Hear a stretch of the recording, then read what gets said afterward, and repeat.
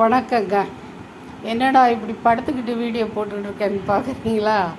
அந்த அளவுக்கு மனுஷருக்கு டயர்டு.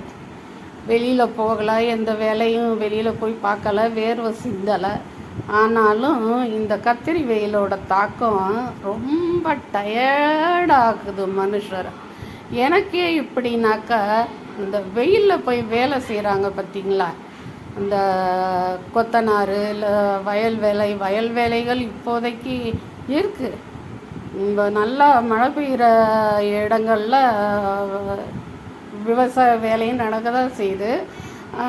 அவங்கெல்லாம் எப்படி இருப்பாங்க பாவம்? அவங்க உடம்புலேருந்து சிந்துற வேர்வைக்கு அவங்க என்ன சாப்பிட்டு அதை ஈடுகட்டுவாங்க இல்லையா? பாவம்தான் அதை நினைக்கும்போது. அதாவது மயில் ஆடுனா கண்ணுக்கு குளிர்ச்சி, குயில் கூவுனா காதுக்கு இனிமை. இந்த கத்திரி வெயில் இருக்குதே அப்பா, என்ன பாடுபடுத்துறது தெரியுமா? எனக்கெல்லாம் 4 நாள் டயர்டாகி எந்திரிக்கவே இல்லை. நேற்று தான் ஆரம்பிச்சிச்சு கத்திரி வெயில். ஆனால் எனக்கு அதுக்கு முன்னாடியே அதோட தாக்கம் ரொம்ப டயர்டாகி உதடெல்லாம் உணர்ந்து போகுது, தொண்டையெல்லாம் காஞ்சு போகுது. என்ன செய்வோம்? இந்த காலத்தில் சமையலில் நம்ம முடிஞ்ச வரைக்கும் பச்சை காய்கறிகள், அது நீர் சத்து மிகுந்த காய்கறிகளாக இருக்கணும். சுரக்காய், பூசணிக்காய், புடலங்காய், பீர்க்கங்காய், இந்த மாதிரி நீர் சத்து உள்ள காய்கறிகளாக பார்த்து பொரியல் செய்யாதீங்க, கூட்டு செய்யுங்க. அது உடம்புக்கு நல்லது. பொரியல் செய்தால் அதில் எண்ணெய் சத்து ரொம்ப சேரும். பொதுவாக இந்த நேரத்தில் எண்ணெய் அதிகமாக சேர்த்துக்கிறாம இருக்கிறது ரொம்ப நல்லது. எண்ணெய் அதிகமாக சேர்க்கக்கூடாது. இந்த மஞ்சள் காமாலை போன்ற நோய்கள்லாம் இந்த மாதிரி நேரங்களில் தான் வரும். மஞ்சள் காமாலை வர்றது தண்ணினால தான் சொல்லுவாங்க. அதனால் என்ன பண்ணுறதுன்னா, தண்ணியை முடிஞ்ச வரைக்கும் கொதிக்க வச்சு ஆற வச்சு குடிங்க.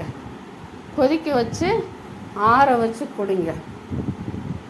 இந்த வெயிலில் தண்ணியை கொதிக்க வைப்பாங்களான்னு கேட்டால் அப்படி தான் செய்வேன் நான்.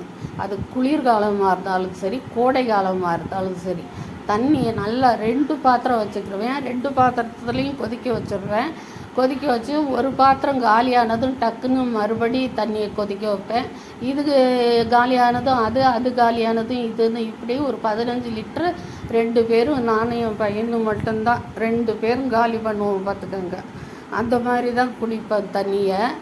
அதுதான் நல்லது கூட. அப்புறம் இந்த இயற்கையாக கிடைக்குது பார்த்திங்களா, நுங்கு, இளநீ, இந்த பொருட்களெல்லாம் வச்சு பாயசம் பண்ணுறோம், அது பண்ணுறோன்னெல்லாம் இப்போதைக்கு செய்யாதீங்க. எப்படி இயற்கை நமக்கு அதை கொடுத்துருக்குறோ அதே மாதிரி சாப்பிடுங்க. நுங்கு வாங்கினீங்களா, நுங்கு அப்படியே சாப்பிடுங்க. நுங்கு உங்கள் கண்ணெதிரில் அப்படியே நோண்டி கொடுத்தாங்கன்னா வாங்கிட்டு அப்படியே அந்த தோலோடு சாப்பிடுங்க. எடுத்து முன்னாடியே வச்சுருந்தாங்கன்னா கொண்டாந்து லேசாக அலசிட்டு அந்த தோலோடு சாப்பிடுங்க. அது ரொம்ப ரொம்ப ரொம்ப நல்லது. அது மாதிரி இளநீ நிறைய குடிங்க. முக்கியமாக தண்ணியை நிறைய குடிங்க.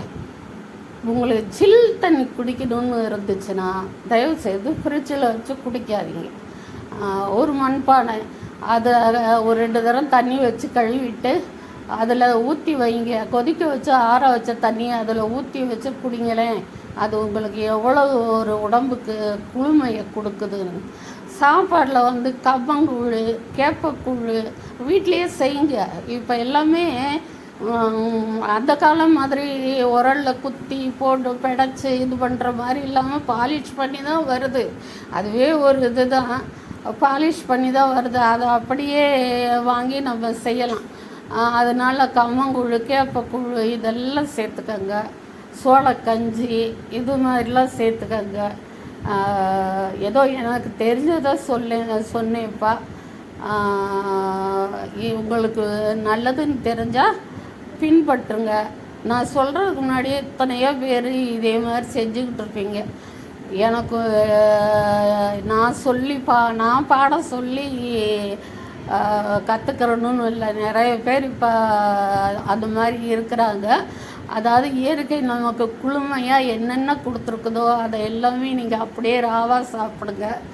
மற்றதெல்லாம் வந்து கொஞ்சம் இப்போதைக்கு இந்த டீ, காஃபி அந்த மாதிரி சூடான பானங்களை கொஞ்சம் தவிர்த்துட்டு நல்லதாக சாப்பிடுங்க. நலமோடு வளமோடு வாழுங்க. நம்ம சேனலுக்கும் ஒரு சப்ஸ்கிரைப்பை போடுங்க. சரிதானா? வரட்டுமா?